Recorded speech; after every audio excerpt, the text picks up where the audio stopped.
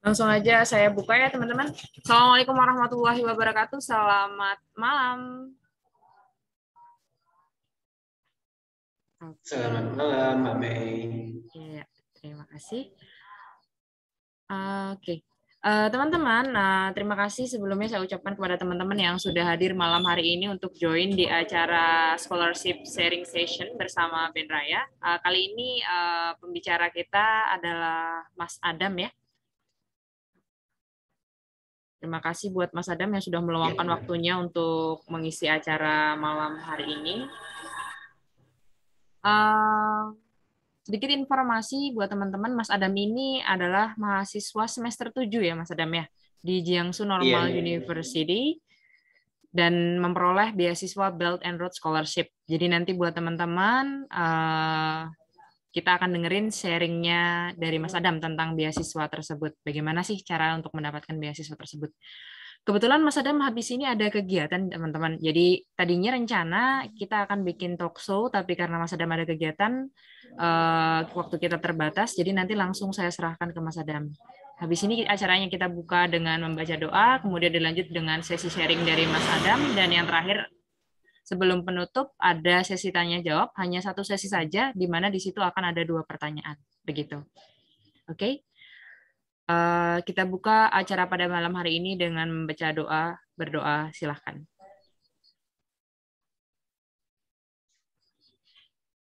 Terima kasih. Oke, langsung saja saya serahkan ke Mas Adam, bisa sharing Mas Adam pengalamannya, bagaimana tips dan triknya untuk mendapatkan beasiswa dan hal-hal informasi penting yang mungkin bisa kita dapatkan nih dari Mas Adam supaya kita semua dapat wawasan baru bagaimana bisa mendapatkan beasiswa di Cina. Thank you. Oke, makasih Mbak Mei. Oke, pertama sebelum saya ngoceh panjang lebar ya, saya mau minta maaf dulu mungkin suaranya agak gema karena saya numpang di musola karena setelah ini ada kegiatan lain, jadi ya seadanya ya, maaf ya teman-teman semuanya ya. Terus juga mungkin nggak bisa lama-lama nanti setelah sesi ya Pak, saya ngasih penjelasan mungkin nggak bisa lama-lama karena saya ada kegiatan lain. Jadi sebelumnya saya minta maaf. Kemudian sebelum kita masuk yang sharing informasi yang lebih dalam, saya ingin perkenalkan diri dulu ya. Pertama, nama saya itu Adam, lengkapnya Adam Amris Mafasya, biasa dipanggil Adam. Saya asal daerahnya di Indonesia, itu dari Palembang atau Sumatera Selatan.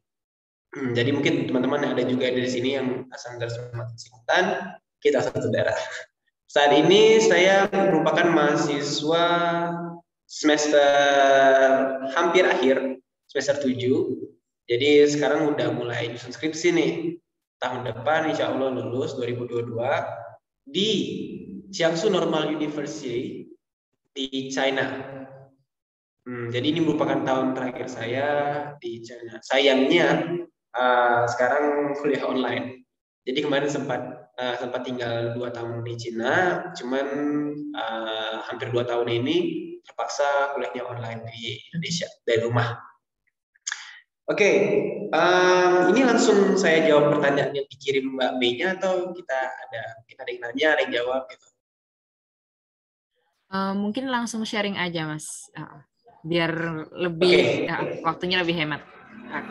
Oke. Jadi kemarin saya dikirim beberapa list pertanyaan ya dari Mbak Mei-nya. Itu apa saja sih yang harus saya ceritakan kepada teman-teman perihal studi saya, perihal sekolah saya di China. Oke, yang pertama itu pertanyaannya, apa itu beasiswa Belt and Road? Apakah jika daftar beasiswa ini dan diterima langsung atau diterima di universitas yang kita mau juga atau gimana? Oke, jadi sebenarnya untuk kuliah ke Cina, untuk dapat beasiswa di Cina itu ada beberapa cara sebenarnya, banyak caranya. Misalnya itu ada 1000 jalan menuju Roma, sama ke Cina juga, ke Roma doang. Ke Cina juga ada banyak jalannya. Cuman pada dasarnya sumber dari beasiswa ini sama, yaitu Chinese government. Jadi sumber dari beasiswa ini atau pihak yang mengeluarkan beasiswa itu adalah pemerintahan China. Nah, apa itu program Belt and Road atau beasiswa Belt and Road? Jadi sebenarnya sesuai dengan namanya, beasiswa ini ada karena adanya suatu program atau ambisi China yang disebut One Belt One Road. Apa itu One Belt One Road? Jadi China ini ada suatu program di mana mereka berusaha menghidupkan kembali jalur perdagangan yang disebut dengan jalur sutra. Jadi kalau teman-teman yang waktu SMA mungkin pernah belajar sejarah, itu dulu ada jalur perdagangan yang namanya jalur sutra, yang mana jalur perdagangan ini menghubungkan dari Asia hingga ke Eropa. Nah, di sini China ini berusaha menghidupkan kembali jalur ini dengan cara mereka. Jadi mereka taruh investasi yang banyak, mereka bangun infrastruktur, didik orang-orang biar mempermudah mereka dalam melaksanakan ambisi ini. Nah, jadi gitu. Jadi kenapa kami ini bisa dapat beasiswa di China? Karena mereka pengen mempersiapkan orang-orang yang bisa berbahasa China, yang bisa juga berbahasa Inggris, yang paham dan mengerti budaya mereka, terutama dalam hal berbisnis dan bekerja, dan juga punya ilmu mendasar yang sama dengan mereka, karena kita sama kuliah dengan mereka, kan kuliahnya di tempat yang sama dengan mereka, jadi kita punya landasan ilmu yang sama. Nah, karena itulah beasiswa ini diciptakan agar suatu saat Cina butuh orang-orang yang bisa mendukung program mereka sudah punya. Jadi mereka tidak perlu mencari orang yang kayak entah dari mana datangnya, lebih baik mereka siapkan orang-orangnya. Nah, itulah kenapa kami bisa kuliah di China. Itu yang pertama. Itu tadi saya menjawab apa itu beasiswa Belt and Road. Dan gimana masuknya? Masuknya itu sebenarnya juga bisa dibilang banyak banget caranya. Yang umumnya itu ada 3. Pertama itu melalui website yang disediakan oleh KJRI atau Kedutaan Republik Indonesia. Yang kedua itu kita daftar langsung ke website kampus yang kita tuju. Misalnya kita punya informasi nih, kampus-kampus yang kita pengen tuju di China. Misalnya Tsinghua University atau Hunan University atau misalnya Beijing University gitu-gitu. Jadi kita buka websitenya, kita lihat kapan pendaftarannya, apa persyaratannya, kita persiapkan dokumennya dan kita nge-apply. Nah, itu biasanya kalau keterima nanti biasanya kalau misalnya kita keterima beasiswa dari kampus-kampus tertentu, kemudian kita baru ajukan ke kedutaan. Nah, baru nanti setelah kedutaan apply, baru kita dikasih beasiswa. Kemudian yang ketiga itu biasanya ada yang namanya jalur agensi. Jadi ada orang-orang atau lembaga-lembaga yang biasanya membuka MOU atau kerjasama dengan beberapa universitas di China. Ini yang biasanya rame. Jadi mereka buka kayak pendaftaran bagi siapa yang ingin kuliah di China, bayar sekian, nanti semuanya diurusin, berangkat ke China. Cuman biasanya itu nggak beasiswa biasanya, cuma ada juga beasiswa. Jadi banyak banget macamnya.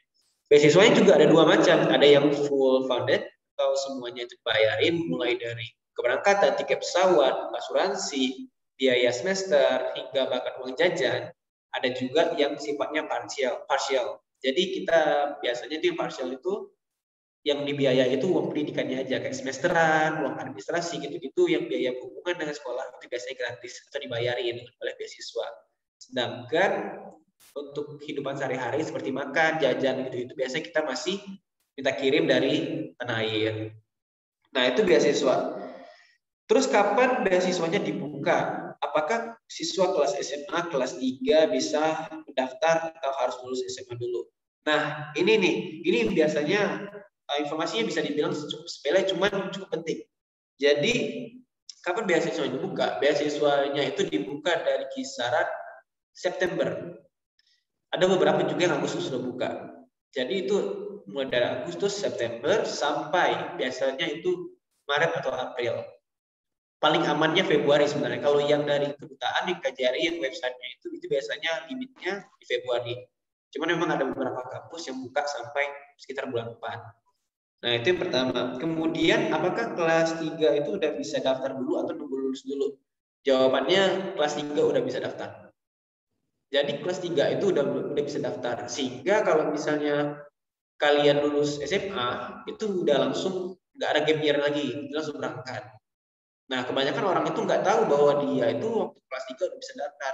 Jadi dia udah lulus SMA dulu nih baru daftar.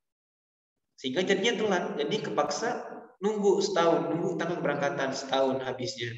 Jadi habis nganggur setahun di rumah, gap year gitu. Nah, kan sayang kalau bisa lebih cepat kan kenapa enggak? Nah, jadi jawabannya itu bisa. Jadi anak-anak kelas 3 itu udah mulai bisa. Kan belum ada ijazah. Nah, ada yang namanya surat keterangan kelulusan kalau nggak salah ya.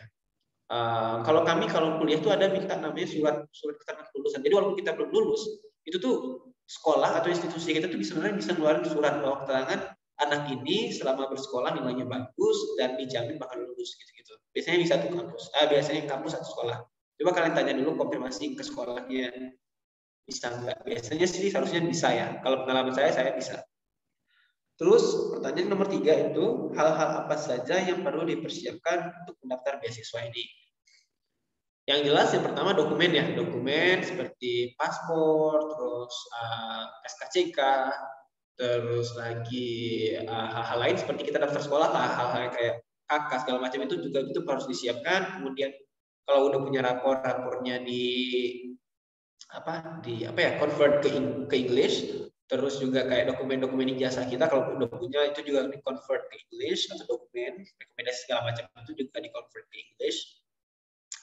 Kemudian yang paling kuat atau yang paling sakti ya kalau kami bilang ya, itu sertifikat bahasa. Sorry batuk. Itu sertifikat bahasa. Jadi sertifikat bahasa untuk yang namanya luar negeri ya, bahasa itu yang paling utama. Entah itu bahasa Inggris ataupun bahasa lain seperti Chinese contohnya. Itu penting banget. Ibaratnya tuh kadang dokumen kalian yang lain belum lengkap, tapi kalian udah punya sertifikat bahasa yang mumpuni, itu kadang kalian bisa lolos.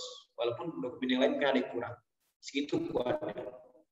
Sebaliknya, mau nilai kalian gede, mau persiapan dokumen kalian bagus, kalau ternyata kalian tidak punya sertifikat bahasa yang mumpuni, yang kuat gitu, itu biasanya bakal susah.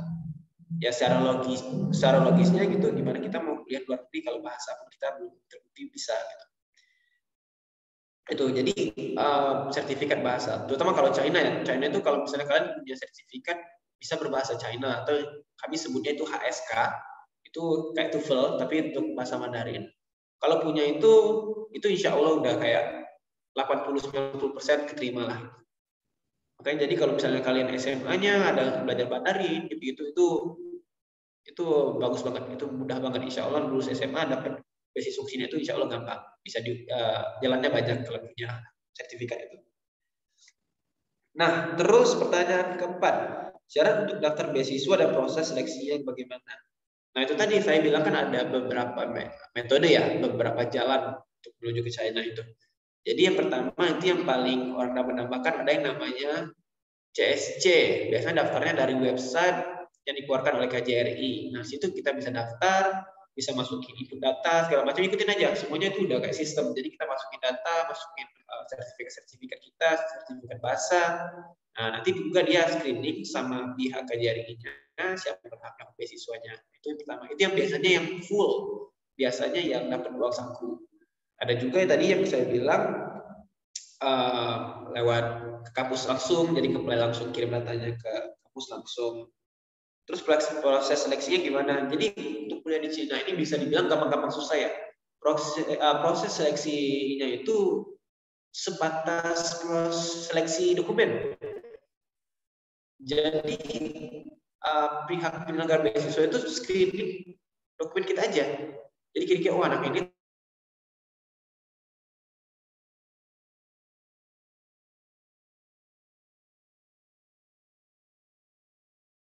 ternyata kalau misalnya bagus, dia punya TOEFL nilai sekian.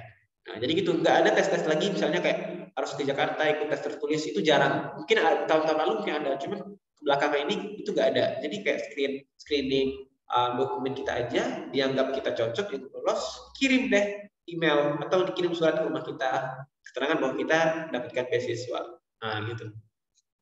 Itu yang keempat, proses seleksi. Terus yang kelima, kuliahnya harus pakai bahasa Cina atau bahasa Inggris.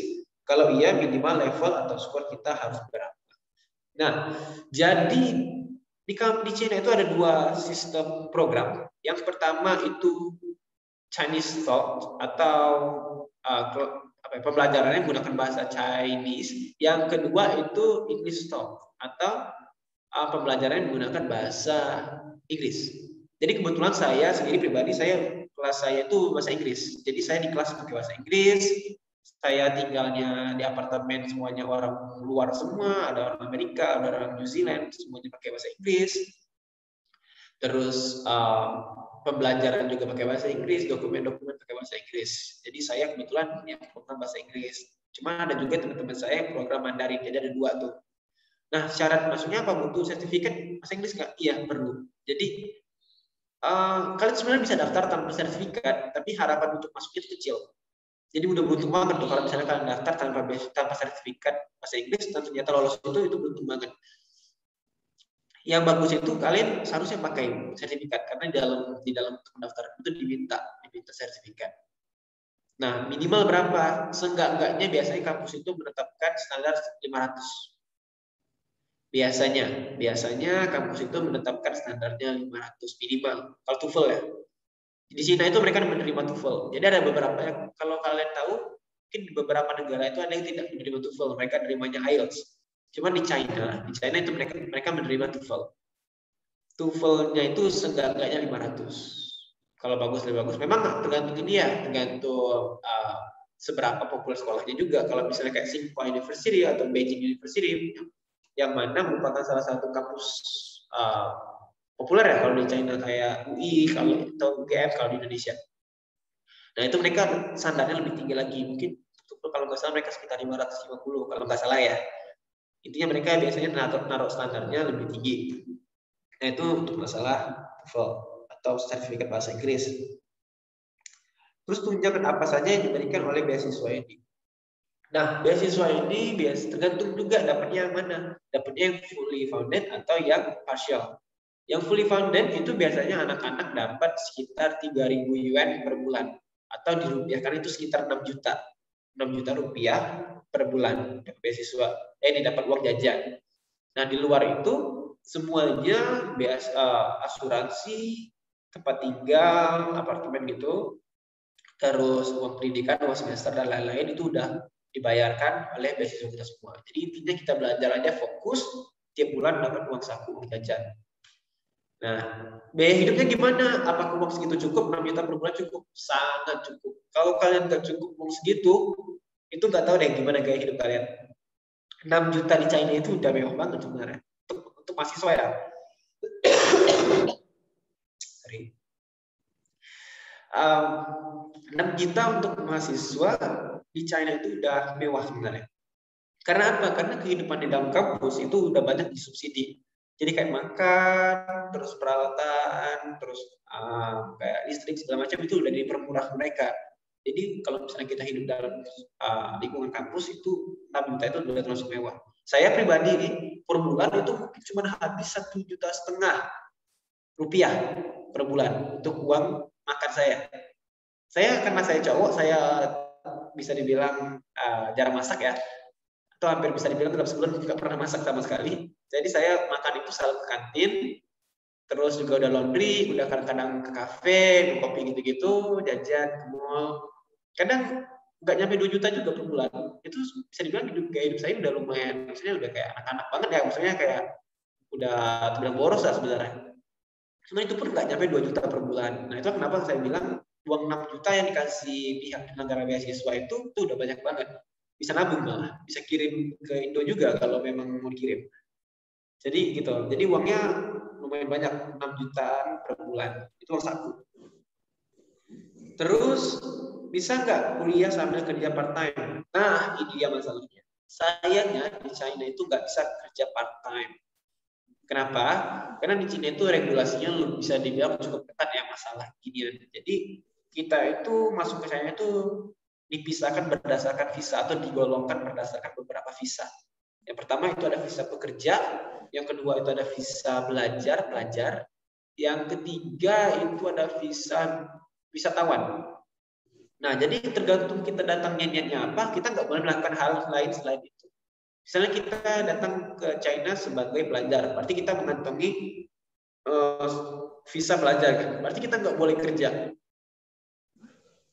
gitu. Jadi datangnya niatnya apa, cuma boleh melakukan itu, nggak boleh melakukan yang lain. Misalnya kita datangnya dengan niat kerja, kita masuknya dengan visa kerja, kita nggak boleh sekolah. Nah, jadi harus dilakukan salah satu. Kalau nggak kerja kerja, kalau sekolah ya sekolah, nggak boleh dua-duanya. Itulah kurang apa ya, kalau dibilang agak susahnya di China. Jadi kita nggak bisa jadi memang dalil mohon beasiswa banget atau kalau misalnya orang tua kita mau kirim. Nah terus kemudian ada nggak pengalaman yang paling menarik yang pernah didapat di sana aja? Jadi kalau mau diingat ya banyak banget yang bisa dibilang ya. Terutama kayak saya bisa dibilang siswanya lumayan aktif ya, lumayan aktif kalau bisa dibilang. Jadi saya itu tergabung di dalam namanya Perhimpunan Pelajar Indonesia, PPI. Kalau kalian pernah dengar, itu biasanya anak-anak yang kuliah di luar negeri, itu ada namanya PPI. Itu kayak perkumpulan gitu, perkumpulan anak-anak sama Indonesia. Nah, kami yang di China itu namanya PPIT, atau Perhimpunan Pelajar Indonesia Tiongkok. Nah, karena China itu besar, jadi kami juga dibagi-bagi, ada kayak divisi ini, divisi dibagi-bagi per daerah. Jadi ada yang pemimpin kota ini, pemimpin kota ini, pemimpin kota ini. Nah, kebetulan saya juga dipercaya sebagai ketua PPIT Ranting Sicau. Nah, jadi bisa dibilang karena saya ketua PPIT, jadi lumayan banyak kegiatannya, mulai dari kayak festival budaya, terus kegiatan-kegiatan yang melibatkan bahkan kayak pemerintahan. Ada waktu itu orang-orang guru-guru terbaik Indonesia yang saat itu dalam pelatihan dari Kementerian Pendidikan kita itu dikirim ke China untuk kayak apa ya, kayak study tour gitu loh ke China, ke kampus-kampus China. Nah, salah satunya itu ke kampus kami. Jadi kepala sekolah terbaik se-Indonesia itu dikirim ke kampus kami. Nah, kebetulan saat itu karena saya aktif ya, karena saya waktu itu sebagai ketua, jadi saya aktif banget. Jadi kenal dengan bapak-bapak kepala sekolah se-Indonesia. Nah, itu lumayan banyak tuh, lumayan lucu kan. Yang namanya kita nemenin orang tua ya, orang tua jalan-jalan. Jadi ya lumayan banyak pengalaman yang lucu di situ. Kemudian pertanyaan terakhir, bagaimana budaya di sana? Nah, budaya ini bisa dibilang cuma agak sensitif ya mau dibicarakan, cuman tidak apa. Jadi di budaya di Cina ini ada baik ada buruknya. Baiknya apa? Baiknya kalau yang saya lihat ya, karena saya tinggalnya di kampus, jadi suasana kampus yang paling bisa saya mengerti gitu. Budaya baiknya apa? Anak-anak di Cina itu rajinnya minta ampun. Jadi mereka itu rajinnya itu luar biasa. Malam-malam kita kan pada mau nyatu-nyatu ya kan, jalan-jalan ngafe gitu. Wah mereka tuh ngafe juga, cuma kafenya bawa buku tebel-tebel banget. Dan senyap gitu, semuanya orang tuh pada kerja masing-masing, belajar, di mana-mana orang pada belajar. Juga terus budaya mereka dalam jalan kaki, itu sih aku yang paling pertama kali datang ke sini itu budaya mereka jalan kaki. Mereka itu kemana-mana jalan kaki coy. Jadi kita kan di Indonesia biasa kemana-mana naik motor ya. Jadi waktu pertama kali Cina tuh antara gedung satu lumayan jauh, capek banget. Capek banget, itu jauh banget. Lihat mereka tiap hari gitu, wah paling seminggu udah biasa, udah kayak orang Cina gitu.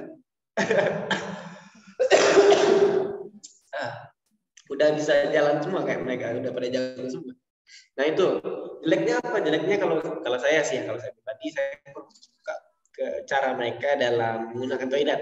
Jadi mungkin kalian adik-adik semua mungkin pernah dengar tentang isu ini tentang orang-orang China itu jorok banget terutama dalam menggunakan toilet.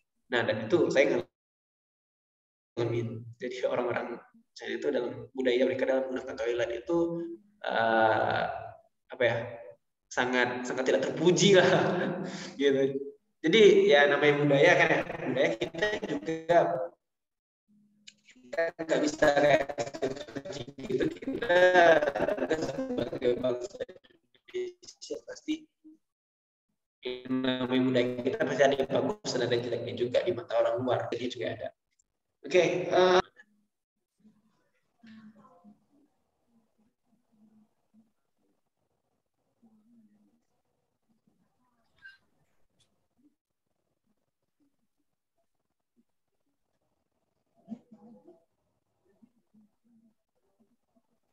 Oke, terima kasih Mas Adam sesi sharingnya. Iya. Oke. Jadi ada beberapa cara ya teman-teman kalau teman-teman mau daftar kelas 3 nih, pada kelas 3 ya rata-rata ya. Bisa langsung daftar. Kalau untuk kelas 3 nggak perlu takut harus nunggu lulus dulu ya. Gitu ya Mas Adam ya. Boleh nggak sih Mas Iya Adam benar kalau benar. misalkan apa namanya nanti teman-teman kalau misalkan pengen daftar, pengen nanya-nanya, ngechat sama Mas Adam boleh nggak? Atau mungkin boleh di-share Instagramnya apa biar Oh mungkin barangkali teman-teman iya bisa boleh follow. banget. Instagramnya apa Mas Adam? Iya iya boleh boleh. Mungkin bisa diketik. Ketik gimana? Jadi Aku kalau ketik di chat ya. ya di chat aja nanti biar teman-teman yang pengen Oke. follow barangkali pengen nanya-nanya kan bisa nanya langsung. Gitu. Oke, itu aku udah tulis di bawah tuh. Jadi bagi Ada. teman-teman yang mungkin pengen tanya-tanya atau mungkin mau cerita-cerita, boleh nanti silakan DM saya di Instagram. Boleh ya Mas Adam ya berarti ya nggak apa-apa ya. Iya Oke. boleh boleh, santuy. Saya welcome kok, welcome. Saya orangnya suka suka dapat teman baru. Sip, terima kasih. Oke teman-teman, ada sesi tanya jawab. Satu sesi aja, 2 pertanyaan. Silahkan buat yang mau bertanya, boleh dibuka mikrofonnya. Ada yang mau ditanyakan? Oke, Rika Amelia. Halo. Wah, pas lagi azan Isya ya. Iya. Iya. Halo. Ya. Dengan Mbak Rika Amelia, ada yang mau ditanyakan? Atau ini Mbak atau Mas ya? Mbak Tim Septianing. Oh, Mbak ya berarti ya. Mbak Tatim. Ada yang ini mau ditanyakan? Halo.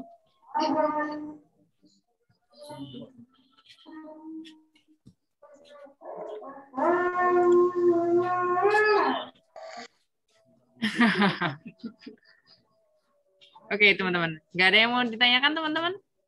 Mumpung Mas Adam masih di sini, masih ada waktu. Belum ada? Ini jelas atau belas? Kayaknya udah jelas banget sih kalau tadi saya dengar informasinya. Atau mungkin nanti Mas Adam boleh di-share apa namanya alamat website yang bisa teman-teman apa namanya teman-teman kunjungi. Nanti biar saya bagikan ke teman-teman. Kalau boleh Oh ya boleh website boleh. website alamat untuk daftar beasiswanya. Oke. Iya boleh. Gak ada yang ingin ditanyakan teman-teman? Oke, kalau nggak ada yang ditanyakan, saya ucapkan terima kasih banyak untuk malam hari ini. Terima kasih banyak untuk Mas Adam atas waktunya yang udah diberikan. Sampai jumpa di lain kesempatan Mas Adam. Iya, Terima kasih sama-sama. banyak. Sampai jumpa teman-teman. Kita tutup dengan alhamdulillah. Alhamdulillahirrahmanirrahim. Assalamualaikum warahmatullahi wabarakatuh. Selamat malam. See you. See you.